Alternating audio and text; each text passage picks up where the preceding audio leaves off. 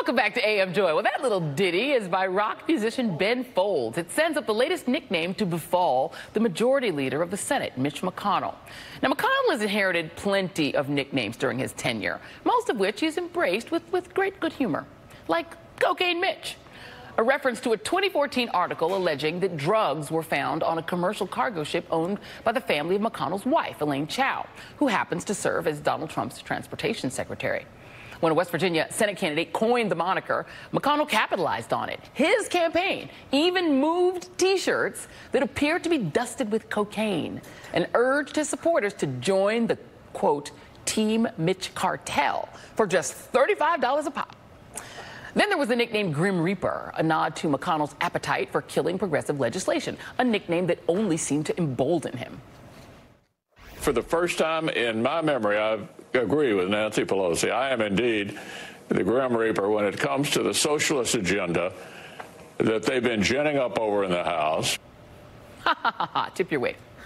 And then, more than 3 years ago, when outrage ensued over McConnell refusing to even allow President Obama's Supreme Court nominee, Judge Merrick Garland, to get even a hearing, essentially stealing the nomination from a Democratic president, well, Mitch McConnell didn't seem to feel too bad about it. One of my proudest moments is when I looked at Barack Obama in the eye and I said, Mr. President, you will not fill this Supreme Court vacancy. But it's a whole different story with the nickname Moscow Mitch. This one really seems to have gotten under his shell. But I want to talk about Moscow Mitch. Moscow Mitch says it's a hoax. How can Moscow Mitch so willingly turn a blind eye? Moscow Mitch won't even let the Senate take a vote on it. Joe. That is un-American. He's Moscow Mitch. Counted 5 times. That was our own Joe Scarborough skewering McConnell with the Moscow Mitch sobriquet last week after McConnell blocked 2 bipartisan Senate bills that would have helped to secure our elections against ongoing Russian attacks. McConnell's determined blocking of the bills even got him labeled a Russian asset by friend of the show Dana Milbank in his Washington Post column. And McConnell was so upset, he took to the floor to express his umbrage and to cry out about McCarthyism. I was called unpatriotic, un-American, and essentially treasonous by a couple of left-wing pundits on the basis of bold-faced lies.